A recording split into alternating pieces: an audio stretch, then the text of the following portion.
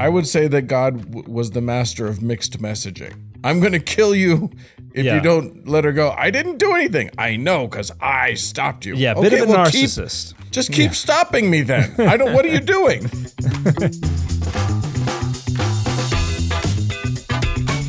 Hey everybody, I'm Dan McClellan. And I'm Dan Beecher. And you're listening to the Data Over Dogma podcast, where we increase public access to the academic study of the Bible and religion, and we combat the spread of misinformation about the same. How are things today, Dan? Things are good. Things are good. It's a beautiful day in the neighborhood, and we are going to be looking at some very weird stuff in the Bible, and I'm excited about it. Awesome. In the first half, we're going to be talking about it. We're taking issue in the first one. The taking issue is specifically about lying about your wife being your sister? Question mark? I don't know. It's a weird one. It seems to be a habit on the part of some folks. Yeah, there's a whole family. It's a family tradition by the time we get through things. And then in the second half of the show, we're going with what is that? And we're talking about something that your text to me auto-corrected as Seraphim, but it's not that, it's Teraphim. Yes. Isn't that a light chicken gravy that you... it's delicious. That's a callback to Three Amigos, by the way. So, but moving on. Yeah, Teraphim. I'm excited about that. So let's start us off with taking issue. All right. And as we said before, we're taking issue with lying and saying that your wife is your sister. Yes. It happens multiple times, and it's very confusing to me. So let's start in Genesis 12. And now this is Abram or Abram and Sarai. We're not yet Abraham and Sarah yet. Yeah, Sarai. So there's a famine in the land, as is the wont of that particular land. Sure. So they head down to famine prone. Yes, they head down to Egypt to Ger, to sojourn, to reside there. The famine was very severe in the land. When they're about to get to Egypt, and Abram pulls over, and he's like, "Look, sweetie," and the NRSV has him say, "I know well that you are a woman beautiful in appearance." Yeah. And when the Egyptians see you, they will say, "This is his wife." Then they will kill me, but they will let you live. Say you are my sister, so that it may go well with me because of you, and that my life may be spared on your account. We don't get anything by way of response from Sarai. She's not really an independent agent in this narrative, but that's exactly what happens. Which is weird, because this has big implications for her. Yeah. Like, it's not like this is just, hey, tell a quick white lie and we'll all be good. Yeah. This becomes very meaningful in her life. Yeah, yeah. You would think she would have been like, well, wait a minute. Doesn't that mean they're going to all be pursuing me? Can this be a discussion? Because I feel like you're just dictating something that maybe I need to be a part of. And what a weird thing. Is there any explanation or any reason? Do we have a reason to believe that people would be fine with him having a hot sister, but like murder him if he has a hot wife? Like, what's going on here?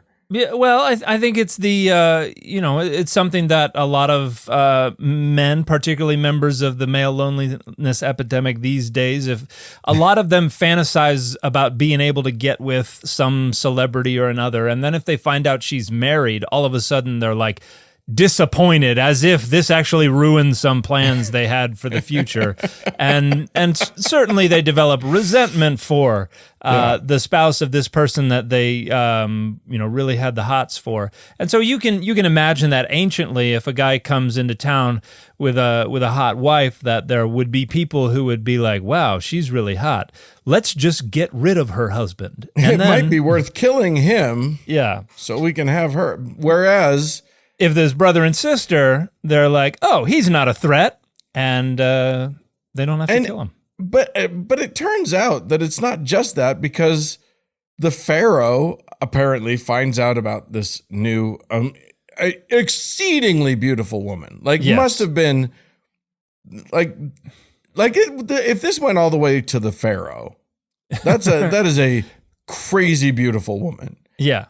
And Pharaoh decides, oh, I need her. I will take her as my wife.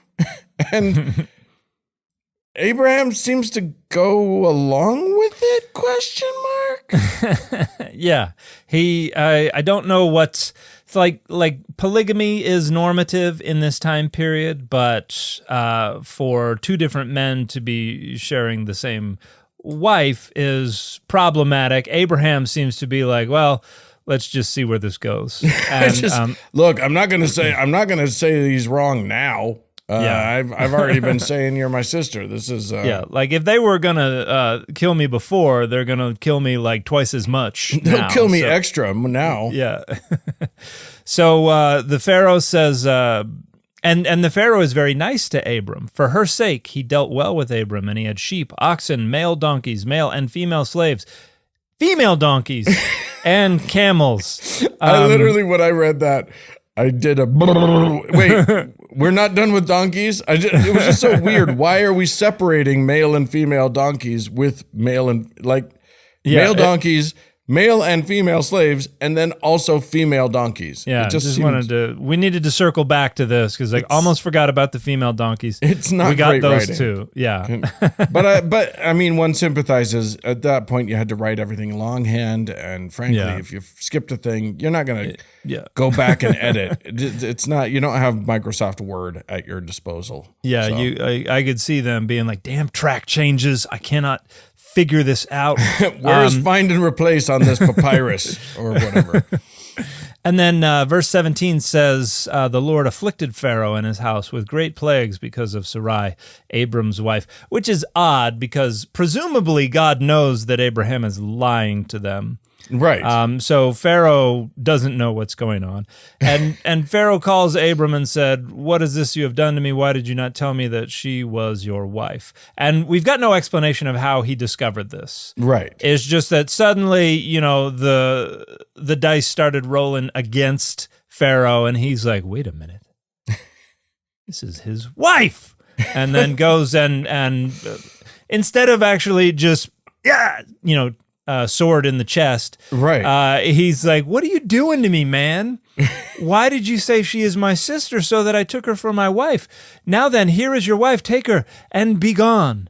So he just dismisses I think you're him. right that that killing Abraham would have been the easier path on all of this. I mean, Abraham's the liar. Pharaoh didn't do anything wrong, but God seems to be punishing Pharaoh for a sin he didn't even know. Like, this is a very Oedipal moment. Like, you're committing a sin you don't even know you're committing, and yet you're going to be the one that's punished. I think that is that's a sketchy take. Yeah, almost Kafka-esque. It's like, I didn't ask to wake up in these circumstances. What is going on here? And maybe Pharaoh is like, well, God is like breathing down my neck, so maybe I'm just going to be a little hands-off with this dude. I'm not going to run him through, as probably was his wont in that time period for folks who deceived him and caused trouble. But Pharaoh gives his men orders concerning him, and they set him on the way with his wife and all that he had. So Abram got kicked out of Egypt. And apparently this is a scam that actually works great for them, because they walk away with all those sheep and oxen and male and female donkeys and slaves. They rolled, they really they made out like bandits on this front. And they come up and they come into the land of Canaan, and this is what leads us into somebody kidnaps Lot, and he's got to go to war with these 5 kings, and then we get the Melchizedek episode, and it keeps repeating that Abraham is a wealthy dude, and it does seem like Abram's enriched somewhat by his time in Egypt, and you can imagine Abram being like, "Should I just keep all of the stuff? We'll go," and yeah. You don't ask. You just say, okay, Yeah, we're just going. say, And then okay, you just tell your slaves to gather up all of your donkeys. And Yeah. let's I need just- this. I'm taking this. that's all I need. That's all I need.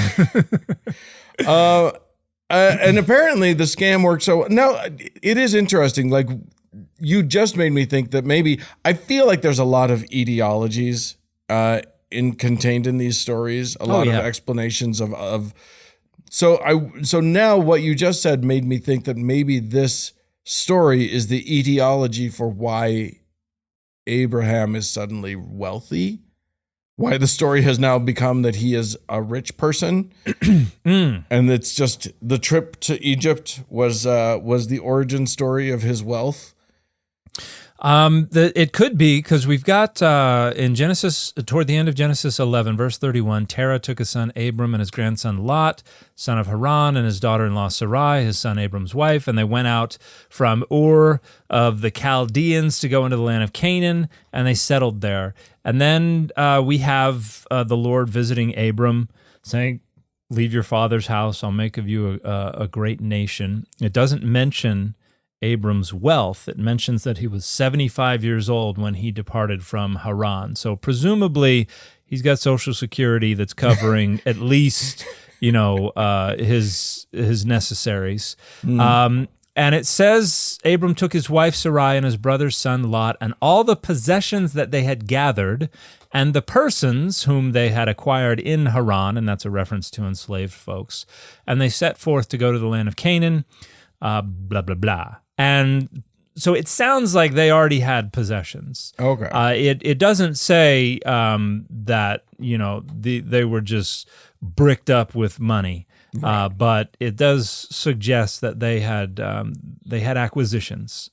But then, they go down to Egypt to reside there as a sojourner, a ger, as it were. And now I'm going to look again at the passage that says, he caused it to be well with Abram in manservants, and there were to him flocks. And so it sounds like these are things that the Pharaoh is giving to Abram as a part of his treating him well because of his sister. It's not just that it's like Pharaoh was nice to him. Oh, by the way, Abraham also had lots of male donkeys, male and female slaves, as well as female donkeys. It sounds like that is trying to account for his acquisition of wealth, at least to some degree. It's not like they were impoverished beforehand and they left rich, but this is kind of similar to what happens with Jacob later on as well. Yeah. But you mentioned, by the way, I'm just going to briefly touch on the fact that you mentioned that back in chapter 11, Terah took his son Abram and his godson Lot and Lot, son of Haran, and his daughter-in-law Sarai, and that's all it calls her.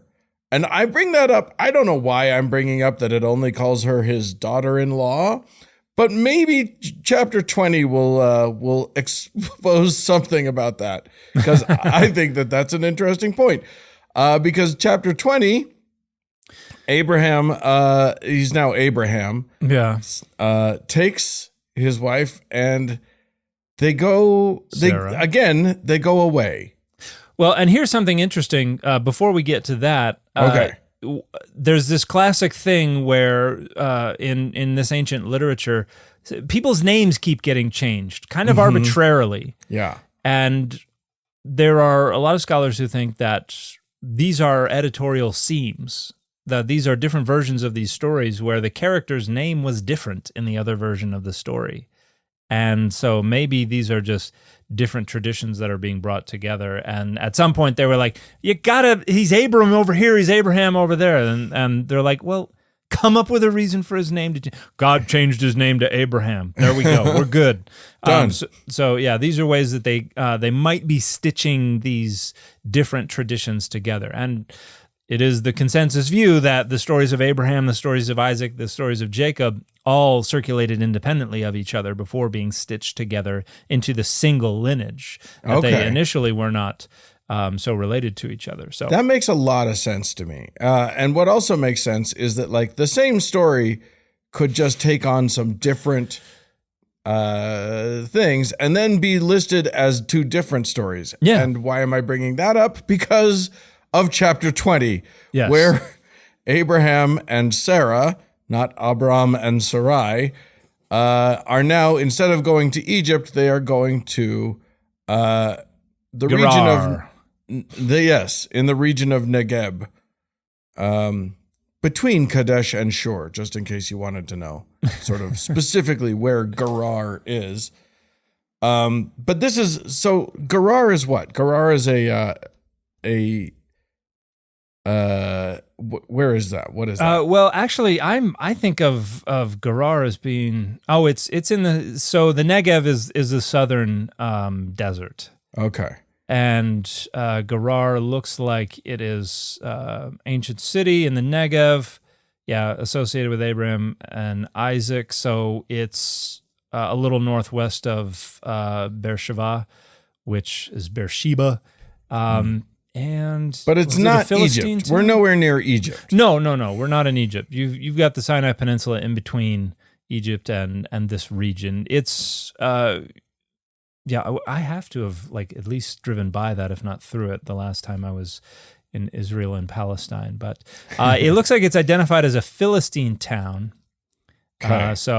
But that's going to come up in the third iteration of this story. Yes, indeed. But we might have a story where Abram and Sarai go to Egypt, and they have another story where Abraham and Sarah go to Gerar, and they're like, keep them both. We'll make it work. Keep it all in. Yeah. So what we have is Abraham and Sarah go to Gerar. Abraham said of his wife Sarah, "She is my sister," and to King Abimelech, which would be my father is king. Oh, okay. King, my father is king. Yeah. He basically is. It basically follows the same structure. Yes. Only here it's explained how he finds out. Right. That because God comes to Abimelech in a dream. I also want to point out something interesting here. It's going to be God, not Adonai, not the Lord, who's the deity throughout this entire chapter until the very last verse, and I think that's interesting. We'll get back to that. But God came to Abimelech in a dream by night and said to him, "You are about to die because of the woman you have taken, for she is a married woman." Dun dun dun. Yeah. And then Abimelech is like, "I didn't touch her." That's another distinction from chapter 12, because there is no sense there's no mention of Pharaoh not touching her. It does seem very much like Pharaoh did whatever he did. Took her in a wifely fashion. Yeah. And my wife and I watched the episode of Firefly last night where Kaylee is like, "Wash, tell me I'm pretty," and she goes, "If I were unwed, I would take you in a manly fashion because I'm pretty, because you're pretty." And we have this weird statement. Abimelech says, "Lord, will you destroy an innocent people?"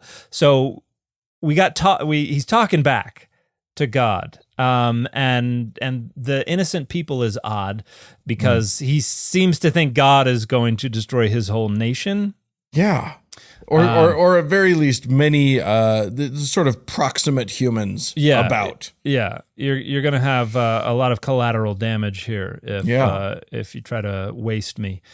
Did he not himself say to me, 'She is my sister,' and she herself said, 'He is my brother'? I did this in the integrity of my heart and the innocence of my hands." Yeah. And then God is like, "Yes, I know you did this in the integrity of your heart. Furthermore, 'twas I who kept you from sinning against me. Therefore, I did not let you touch her." So God is like, "I gonna kill you." And then he's like, "I didn't do anything wrong." And he's like, "Exactly. I know. I was the one who made sure you didn't do anything wrong." God, you're welcome. Yes, there's I think we've got a bit of a complex going on here. It's a little.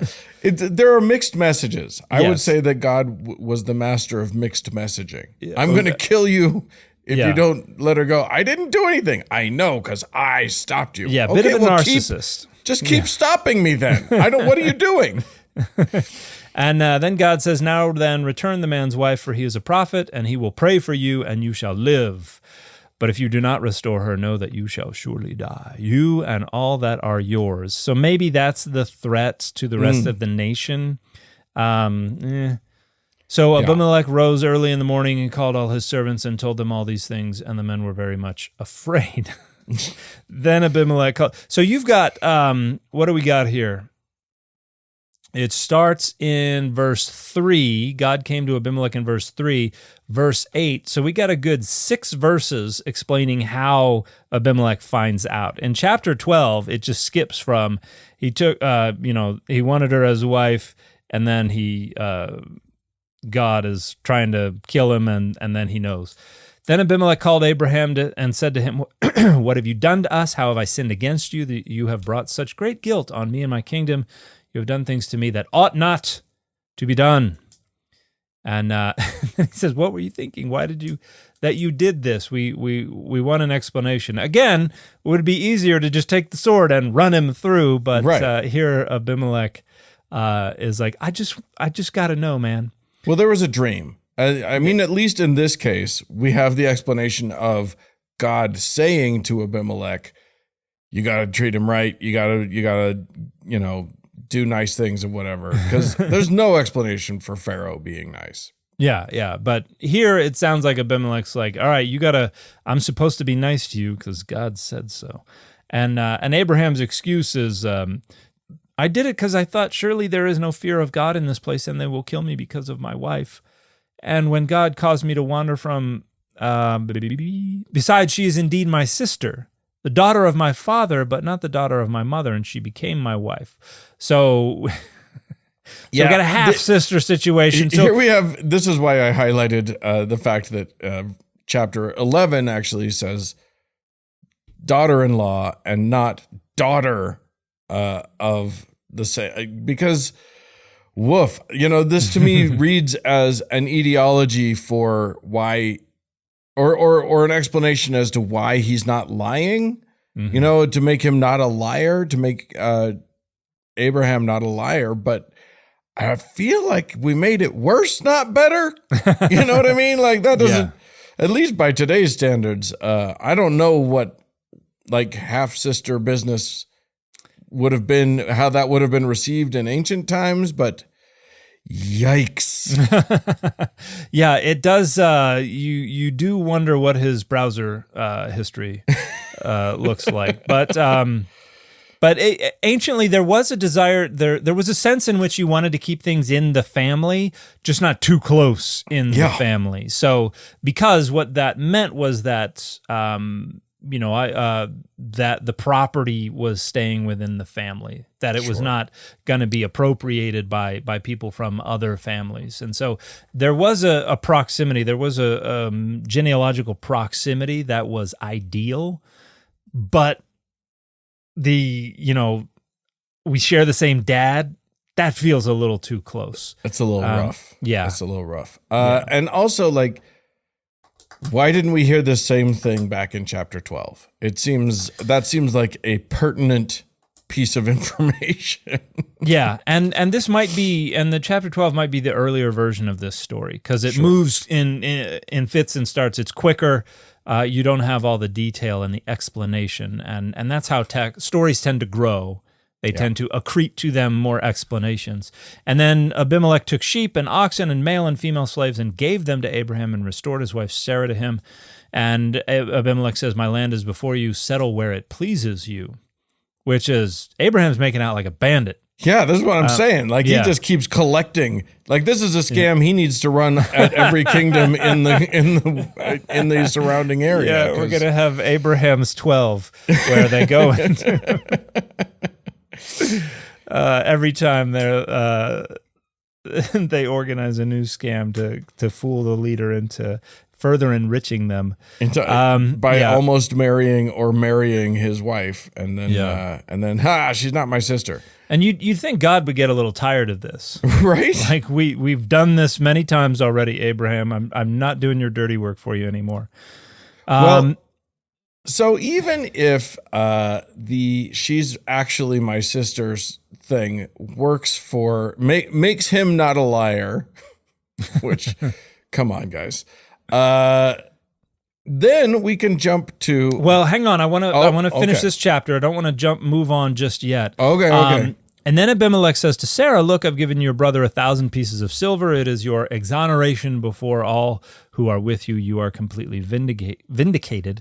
And then we have this weird thing, the second to last verse, the penultimate verse, if you're nasty. Mm-hmm. Then Abraham prayed to God, and God healed Abimelech, and also healed his wife and female slaves, so that they bore children. Oh yeah, that was a weird one. Now, if we've been reading along, nobody has said anything about any of this. This is something that's coming along here at the end, and Abraham prays to God again, and God healed Abimelech. And this is a detail that seems out of nowhere. And then we get to the last verse, which is the only verse in the entire chapter where the divine name occurs. And here's the interesting thing about the book of Genesis. You have the divine name all over the place. You do not have a single person who is named, who has the theophoric elements, Yod He Vav He, or any variation of it in their name.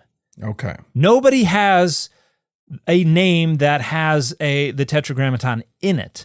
That is the most common theophoric element in names in every other part of the Hebrew Bible, entirely absent from the entire book of Genesis, which leads some people to conclude these stories don't seem to come from a time and a place where anyone knew who Adonai was. Okay. Everybody seems to just be El, Elohim, Eloah, Elyon, or something else. And so this is why in here we've got no knowledge of Adonai until the very end.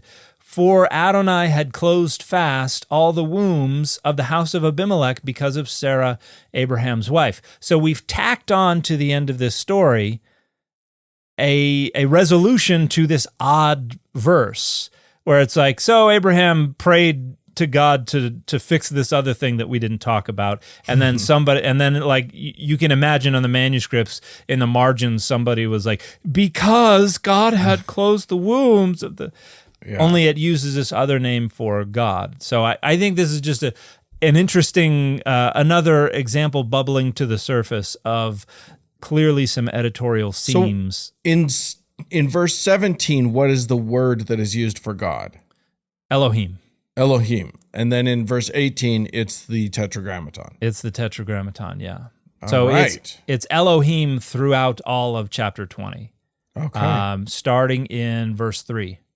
But God came to Abimelech. Yeah. So I think this is a secondary addition to the text from a later author who's writing in a period when now suddenly we know who Adonai is. But I digress. Makes sense to me. But we get the birth of Isaac, and then we move on. Yeah. Now we move on. And by the way, I do want to mention that Sarah must have been incredibly hot because by the time we get to chapter 20, she is old. She is. Well, yeah. Abraham's already 75 when he sets out. So, I don't know what. So I mean, we know a little bit more about Abraham's browser. I'm just saying she kept her hotness deep into her her age, and I love it. Makes you wonder how old the Pharaoh and Abimelech were as well. Right. Played by Helen Mirren. Here we go. All right. Yeah, they were. So now we jump to Genesis 26, and and it's a whole new story, nothing like anything we've read before, because it's Isaac now. Yeah. Funny enough, the very first verse says there was a famine in the land, not the famine from the first time with Abraham. This is a different famine. Don't think this is the same. This is a totally different famine. Yeah. And now Isaac. Now let us proceed to tell the exact same story. Right. Isaac went to Gerar to King Abimelech of the Philistines. And now we have another different detail. Suddenly Abimelech is king of the Philistines. Right. Because we've added even more details to the story. And by the way, this is supposed to be like 1900 BCE, something like that, depending on where you date Abram. the Philistines don't exist yet. The Philistines don't arrive until after the invasion of the Sea Peoples, where we have these folks from different parts of the central Mediterranean who are basically migrating to the coastline here. That is where the Philistines probably ethnically come from, if we take the existence of Mycenaean pottery popping up in the 12th century BCE as an indication of the cultural origins of the Philistines. So the Philistines do not exist when Isaac is alive. You shut your dirty mouth. They exist because they're right here. Yeah. So Gerar was known as a Philistine territory at certain parts of Israelite history. Sure. And so when they're sharing this story, they're like, Isaac came to Gerar. Oh, where the Philistines are. Yeah. Where the Philistines are. Which is interesting because presumably when we know about Philistines, they have a different god than these people. I guess it's too early to call them Israelites, than these Abrahamites or whatever. But in this case, no, Abimelech, the God that talks to him is presumably the same God that we're just using one God for everybody. Yeah. It's kind of like how when Jonah goes to Nineveh and preaches, and they're like, "Got to pray to God," and it's like, "Wait, but you have a different God." So, but Abimelech would be a Hebrew name, which would not be a Philistine name. Yeah. And Hebrew doesn't exist in this time period either. So okay, fair. So there are a couple of chronological wrinkles. Just a few I like that in chapter 26, the Lord appeared to Isaac and said, first of all, the Lord appeared to Isaac? That's so confusing. Anyway, and said, "Do not go down to Egypt." Just making it clear, this did not take place in Egypt. Yeah. Settle in the land that shall show you. It does feel like he's just running the family scam now. Well, and the narrator is working very hard to convince you that this is not the same story. Right. Because it's like different famine, and they didn't go to Egypt. God said, don't go to Egypt. You got to go here instead. But they're residing in the land as an alien. I will be with you. I will bless you. For to you and to your descendants, I will give all these lands, and I will fulfill the oath that I swore to your father Abraham. So it's getting pretty wordy here. Yeah, and didn't Abraham, we just had, back in chapter 20, we just had Abraham settling on a nice plot of land in that land already. So apparently Abraham left, and now Isaac's got to go and get it again. Oof. But Isaac has a wife now named Rebecca. Yeah.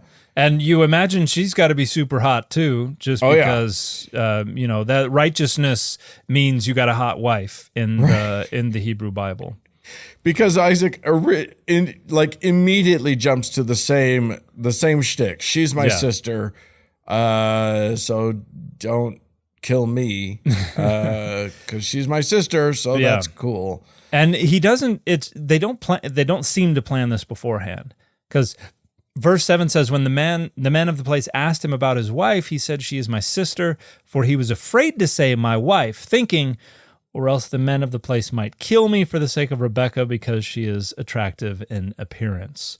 Man. So if you have a good-looking wife, you just can't travel. It's a blessing and a curse, because you're just always under threat of death. When Isaac had been there a long time, King Abimelech of the Philistines looked out a window and saw him. And here's where it gets.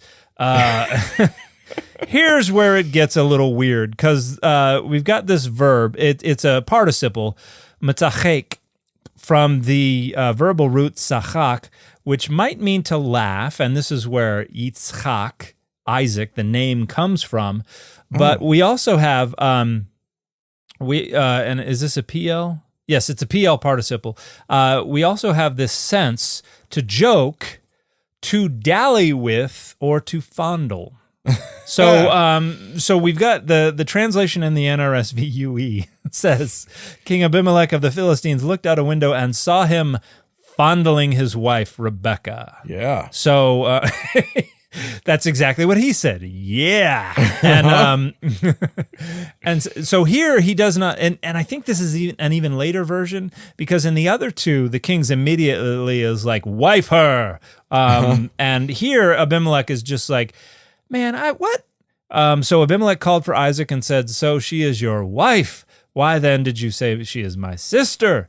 And Isaac was apparently not recognizing that this is the same shtick he dealt with just a few years ago with Isaac's dad.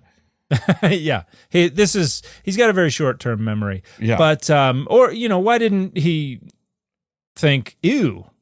These are some weirdos who are coming from. Why did he jump to that instead of like, oh, this guy's fondling his sister? That's not okay. That's not his sister. That's his wife. I mean, at least with Abraham, he's like, she's kind of my sister. So a lot of unanswered questions. Regarding the progression of this narrative, but and there's no mention of Abimelech being cursed, of any wombs being shut in his land. There's no mention of a dream. Well, there's no mention of Abimelech taking her as his wife this time. Yeah. So there's he's learned that lesson. No, nobody has done anything wrong, and so there has been no problems have arisen as a result. But Abimelech says, "What is this you have done to us? One of the people might easily have lain with your wife, and you would have brought guilt upon us." So the guilt is actually just a hypothetical that's set off into the future, because nobody, I guess maybe they're a little more prudish, and they're like, we can't tell the story where somebody actually comes at Rebecca lustfully or even proposes to her or anything like that. So Abimelech warned all the people, saying, "Whoever touches this man or his wife shall be put to death." Which is kind of odd. I mean, because previously he was like, "Ooh, if God weren't breathing down my neck, I would just hurt you." And here there's no threat, but he's like, "Nobody lay a finger on Abraham." So Abraham falls under a weird kind of protective order because he has screwed over, or at least potentially screwed over, Abimelech and his people. And then we have the mention that Isaac sowed seed in that land, and in the same year reaped 100-fold. The Lord blessed and that's him. how he becomes rich, because Abimelech, Isaac doesn't manage to get a cartload of donkeys and female donkeys and slaves and female slaves and whatever. Anyway, so he has to get rich off of reaping 100-fold, which is that's a good reaping. Yeah, this is as a consequence of lying. Yeah. The lesson here is, if you want to get rich, lie and manipulate and scheme. Yeah, I have definitely seen a few Christians take that lesson to heart. Oh yeah. That's the prosperity gospel. Yeah, exactly. All right. Well, there's that story. That's I don't know. I don't know what to do with that. Well, we've obviously have. This was evidently some kind of popular story in the ancient world. Gather around the campfire, children, and let me tell you the tale of when we got rich by lying to a king. And and it gets repeated 3 different times, twice with the same characters, and then once with their children. And so I think it's clear that this is something that was in circulation with different tellings of very similar stories, and rather than an editor be like, "You can't tell the same story 3 times," they just were like, "We're keeping it all." And this is why we have editors, people. So we don't have them back then. All right, well, we need to jump ahead. We're running long, so we're gonna leave that as the muddy, weird series of stories that they are, and move on to What Is That? And this week's What Is That comes to us from a few different stories. The one that you pointed out to me first was 1 Samuel 19. And it's a story of David and how David escapes from Saul, who Saul runs hot and cold on David like violently. Yeah. He's like, I got whiplash reading the stories of Saul, like loving David and then hating David and then loving David and then hating David. So like I'm somebody probably wanted him to be diagnosed with bipolar. Right. And this was something that is a bizarre feature of these stories, but that's not what we're talking about today. No. What we're talking about today is a word that your autocorrect had you send me a wrong text about it, which was your autocorrect thought you were trying to say seraphim. Yes, I get the autocorrect. I don't know how many times people are like, "What do you mean, what the duck?" When they get text from me. The autocorrect is mostly a curse, very rarely a blessing. But yeah, here it changed. I don't know how many times I've turned in a paper when I was an undergrad when people were like, "You have periscope here? I think you probably wrote pericope," which is just a fancy way to say a story, but then autocorrect changed it. So it was teraphim. Or teraphim, which is a fancy word that is sometimes translated. Sometimes people transliterate it. You'll find teraphim in the text. Usually, they will translate it like idol or something like that, or maybe household idol or image or something like that. It is basically a divine image.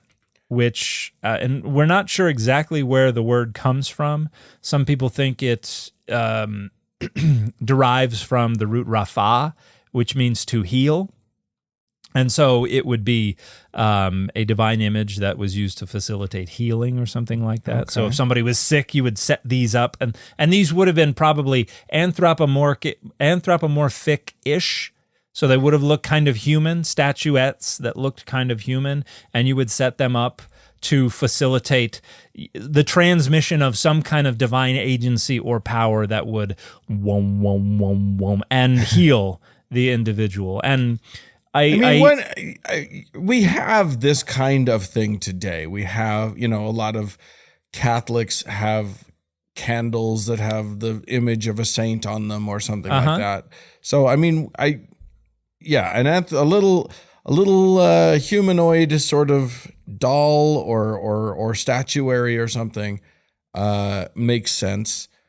They appear in several stories. The David story why don't we just quickly cover the 1 Samuel David story? Yeah, because it's an interesting trick.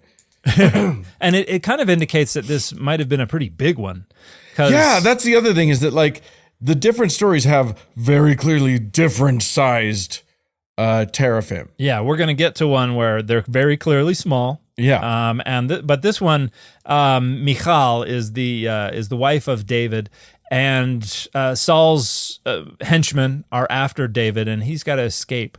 And so 1 Samuel 19:13, and Michal took a teraphim, an idol, and laid it on the bed. She put a net of goat's hair on its head and covered it with the clothes. So we've got a Ferris Bueller's Day Off situation here. Yeah. With a teraphim that is close to life size and gets a wig thrown on it, and they throw the clothes over it and everything.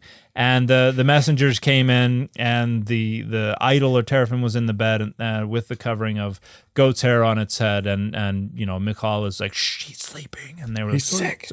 I like, and verse 14 says, and she did play the sounds of snoring on her stereo. And so this is a way to at least stall the folks coming after David, giving him a little window that he can escape through. So, and this raises an interesting question: why does the ostensibly pious and righteous king of Israel, David, whose heart was after the Lord, why does he have an idol in his room? Right. Because it doesn't say like Michal ran off to the to Skid Row to go purchase one of these things. It just says she put an idol in the bed. And scholars think the idol. Matter of fact, it says the idol or an idol. It makes it very much seem like this is just the normal thing that you have about the house. Yeah. Everybody's got, a teraphim or two. Yeah. You'd be dumb not to. Well, and this is something that is interesting when we look at like Exodus 21 and Exodus 22.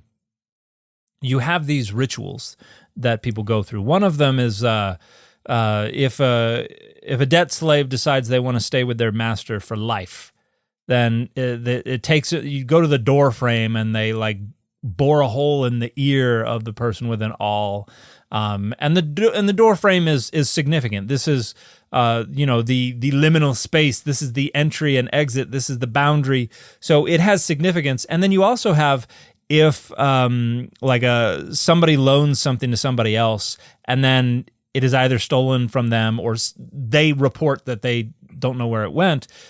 You don't have any evidence. What do? You bring the person to Ha Elohim, the gods, and they have to swear an oath that they did not steal the thing. And this has been a source of angst for an awful lot of Bible readers. What does this mean? And it says, whomever the gods convict is the guilty party.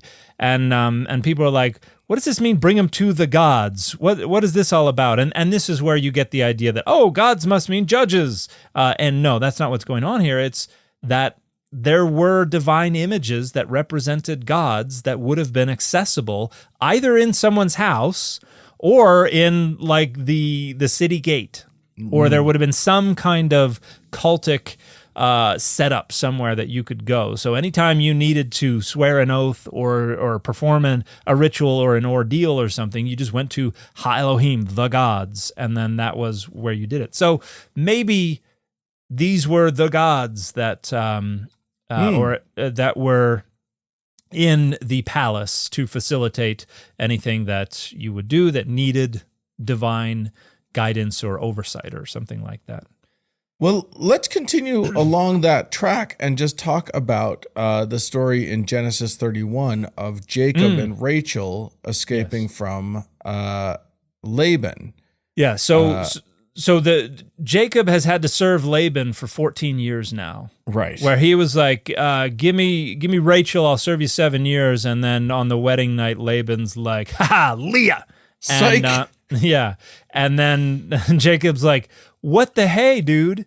And Laban says, okay, tell you what, I'll give you the actual Rachel. I have the actual Rachel here if you just serve me another 7 years. Right. And rather than be like, that's not how this works, old man, Jacob's like, cool, 7 years. All right, 7 more years, I'll do it. And then he basically lies to Laban and takes advantage of him and is able to get very rich.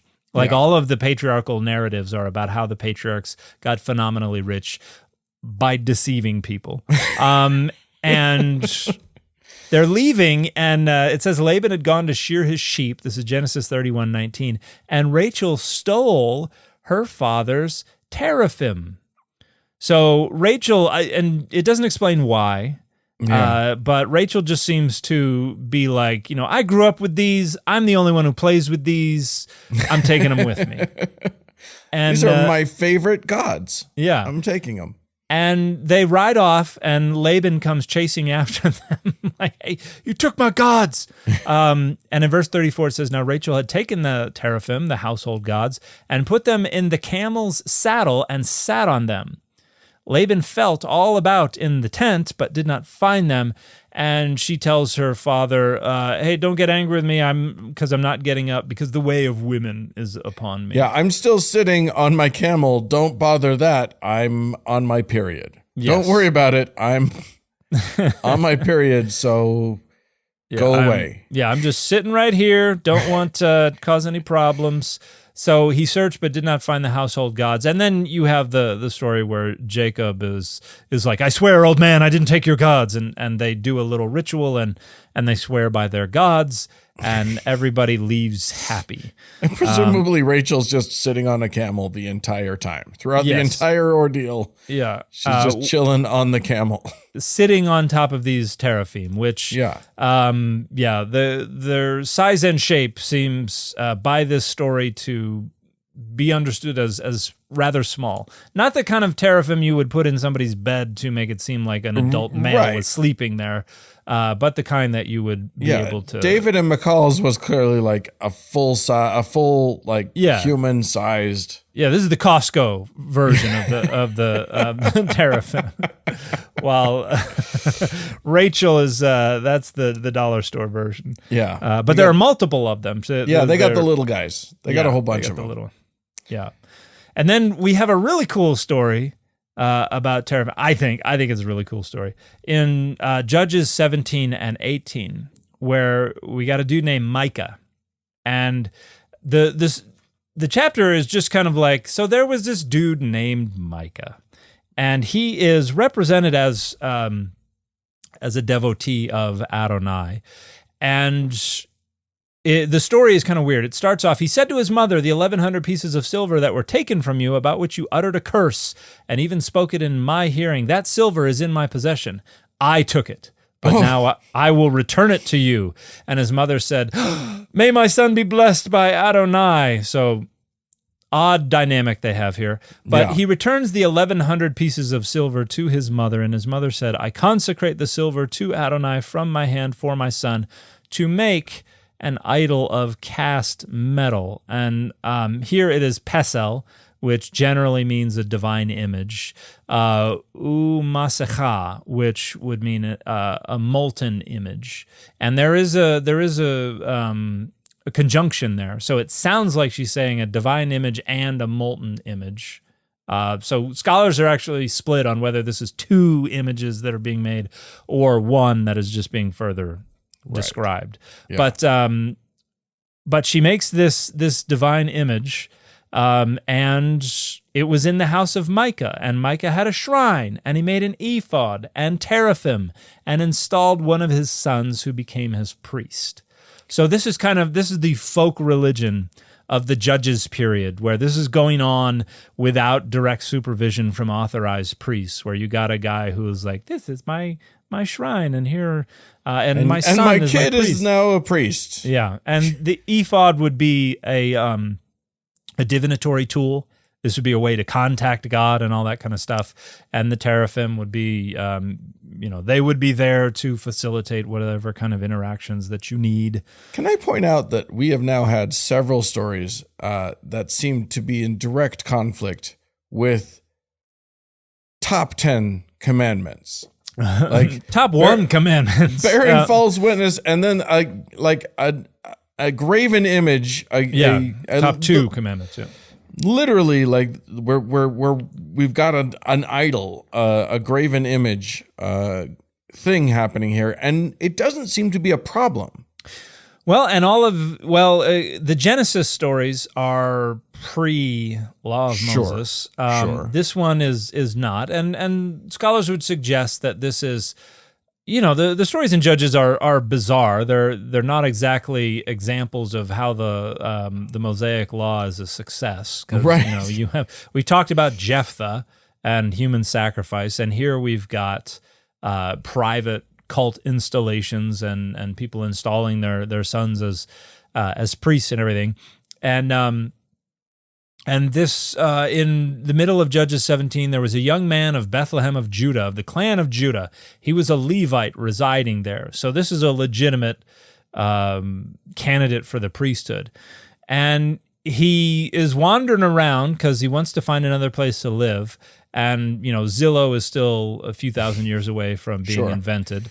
But it was still inaccurate in all of its estimates anyway, even back then.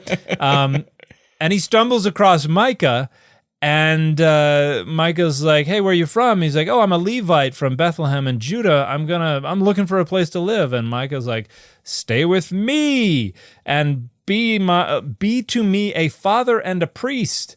And I will give you 10 pieces of silver a year and a set of clothes and your living. So he's like, room and board, just be my priest since you're legit. And, my son is not doing a good job. I need a much better priest. So Micah installs the Levite and he becomes his priest. And then he says, I know that Adonai will prosper me because the Levite has become my priest. earlier he was kind of, on the fence about me. He's doing his best. He's got his son. He's like, I need a priest. I don't know. You, come here, kid. And then there were some Danites that were also looking for a place to live. Evidently, this was a buyer's market. And Danites are people who listen to the Data Over Dogma show. Is that yes. correct? Is that who a Danite is? Yes, members of the tribe of Dan, not to be confused with the mercenary group of early Mormons who went by Danites. That was a very different set of Danites. By the way, patrons of the show, chime in as to whether you would like to be referred to as the tribe of Dan. Because that's a possibility. I'm just throwing it out there. You can be a member of the tribe of Dan. We can start branding that way if we want to. We can do whatever we want. Yeah. And then so the Danites send some people, 5 valiant men, to spy out a territory for them to live in. Again, Zillow, inaccurate, but not in existence. Yeah. And they also show up at Micah's house because all roads lead to Micah's house, evidently. And it says this is Judges 18:3, while they were at Micah's house, they recognized the voice of the young Levite. So they went over and asked him, who brought you here? What are you doing in this place? What is your business here? And he's like, oh yeah, this dude's paying me to be a priest. And they say, inquire of God that we may know whether the mission we are undertaking will succeed. They're looking for territory for the Danites, the tribe of Dan, to settle. Yeah. The priest replied, go in peace. The mission you are on is under the eye of Adonai. Doesn't tell us he was like, excuse me a minute, and ran off and donned his ephod or did whatever he needed to do before his graven image or his teraphim or whatever. But says, yes, God will prosper your mission. And then they come to Laish. They observe the people who are living there securely, after the manner of the Sidonians, quiet and unsuspecting, lacking nothing on earth and possessing wealth. Furthermore, they were far from the Sidonians and had no dealings with Abram. And so the Danites are like, nice looking place. And they said, let's go invade and conquer Yoink. them and take the land. Yeah, let's get a 5-finger discount. And so they set out. They camp in Kiriath Jearim in Judah.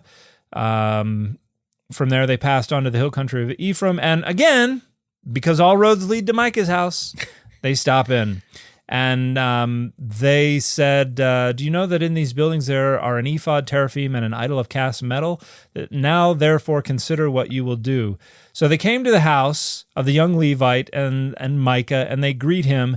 And they basically said, we're taking your priest and all your stuff. And they're like, be to us a father and a priest. So evidently priests were just a hot commodity back then. Yeah, you got to get yourself a priest, man. It's the best. It's the new Cabbage Patch doll. And you've got a good priest when a bunch of people mercenaries basically show up at the door and be like, we're taking all your stuff.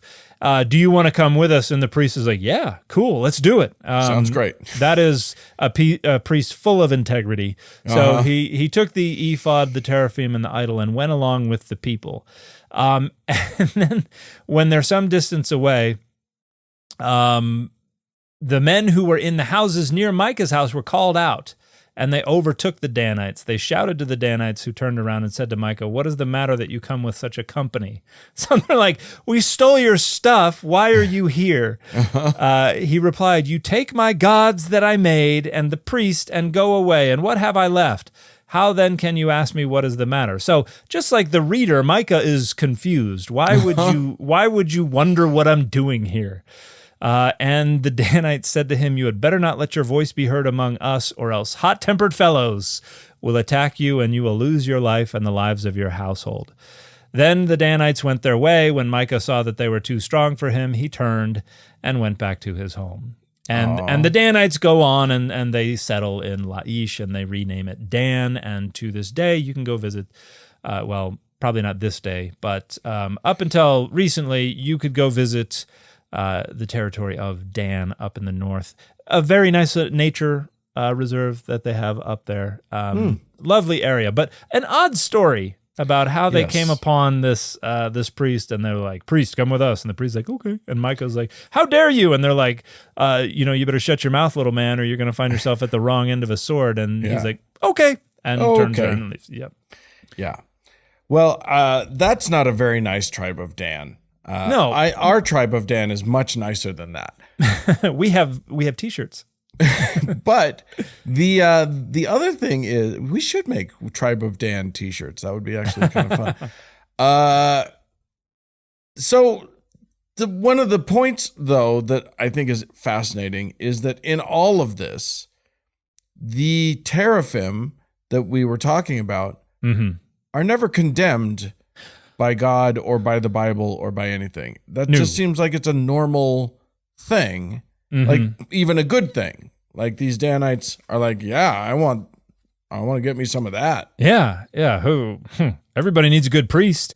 Just a peculiarity of some of these early Hebrew Bible narratives that elsewhere in the Hebrew Bible, they never kind of go back and be like, hey, this is why they were doing that thing back there. You just got to try to negotiate with it yourself. But it seems very clear that for the patriarchs and others in the early history of Israel, there was really not a problem with having these divine images. There you go. That's it's a fascinating fact of the ancient world, and I love it. If you, friends, would like to become a part of making this show happen, if you'd like to join the tribe of Dan, we're patent pending. Please feel free to join us at patreon.com/Data Over Dogma, where you can give just a bit of your money. You choose how much, which can get you access to an early and ad-free version of every episode. Also, potentially you can get the after party, which is which is bonus content. We do it every week. And we really appreciate our patrons deeply. If you want to contact us, it's contact@dataoverdogmapod.com. Thanks so much to Roger Gowdy for editing the show, and we'll talk to you again next week. Bye, everybody.